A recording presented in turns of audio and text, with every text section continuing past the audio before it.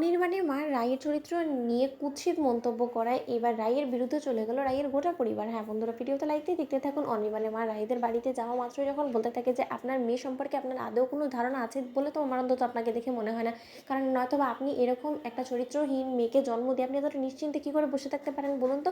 ঠিক সেই সময় রাইয়ের মা বলতে থাকে যে দিদি আপনি কী বলার চেষ্টা করছেন, আমি সত্যি কিছু বুঝতে পারছি না, কেন রাই কোথায়। ঠিক সেই সময় অনির্বাণের মা বলতে থাকে যে বাবা আপনার মেয়ে বিধবা অবস্থায় গর্ভবতী হওয়া সত্ত্বেও সে কোথায় গিয়ে ফষ্টি নষ্টি করছে কোন না কোন বড়লোক বাড়ির ছেলের সাথে, সে সম্পর্কে আপনার বিন্দুমাত্র কোনো জানারও ইচ্ছা নেই। আপনি ভালোই আমাকে বললেন, বলুন তো আমার হাসি পাচ্ছে। ঠিক সেই সময় নীলু বলতে থাকে যে কেন আন্টি, রায় দিদিভাই যখন ও বাড়িতে নেই তাহলে সে কোথায় গিয়েছে। ঠিক সেই সময় অনির্বাণের মা বলতে থাকে যে কোথায় আবার যাবে, আবারও কোনো বড়লোক বাড়ির ছেলেকে হয়তো বা নিজে ভালোবাসার মিথ্যে মায়াজালে ফাঁসিয়ে আবার তার সাথে ফষ্টি নষ্টি করতে ব্যস্ত হয়ে পড়েছে। সেই যে সে গিয়েছে তারপর থেকে তার কোনো খোঁজখবর নেই। তাই আমি আপনাদের কাছে এখানে এসেছি আপনাদেরকে জানানোর জন্য যে আপনাদের বাড়ির মেয়ে কিন্তু আমার বাড়িতে কোনো রকম কোনো আর ঠাঁই হবে না।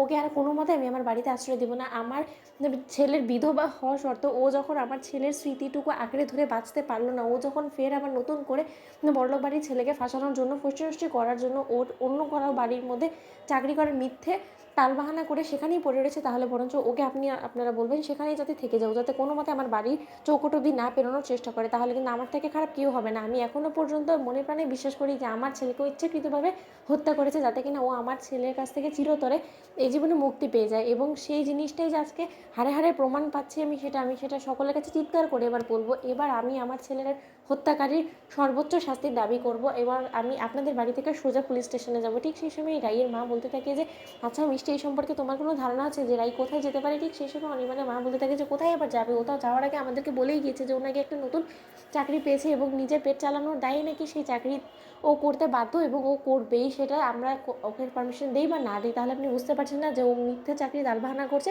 শুধুমাত্র অন্য একজন ছেলের সাথে ও চুটিয়ে সংসার করবে বিধে। তার জন্যই তো আমার ছেলে ওর পথে কাটা ছিল এবং আমার ছেলেকেও কোনো মতেই মুখে বলে ওর কাছ থেকে পেছা চালাতে পারছিল না বিধে, তো লাস্টে গিয়ে আমার ছেলেকে মেরে ফেলতে ওর বাধ্য হলো। এবং মেরে ফেলে ও কী মনে করেছে যে ও পালিয়ে গেলে ওর কপালে লাগা সকল দায় আমি মুছে দেবো, সেটা কোনো মতেই হবে না। কারণ আমি আমার ছেলের হত্যাকারীর শাস্তি যত পর্যন্ত না হচ্ছে ততক্ষণ পর্যন্ত আমি ওকে কোনো মতেই আমি ওকে সুস্থ সবলভাবে বাঁচতে দেবো না। এই জিনিসটা আমি আপনাদেরকে জানানোর জন্য কিন্তু এত দূর অব্দি এসেছি।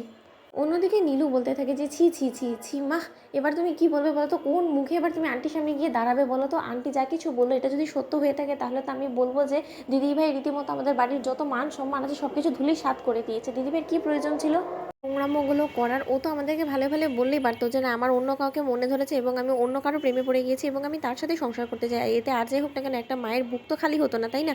এখন অনির্বাণ দাদাভাইয়ের মাকে কি উত্তর দিবে? তো বন্ধুদের ভিডিওটি ভালো লাগলে লাইক এবং শেয়ার করে সাবস্ক্রাইব করতে ভুলো না।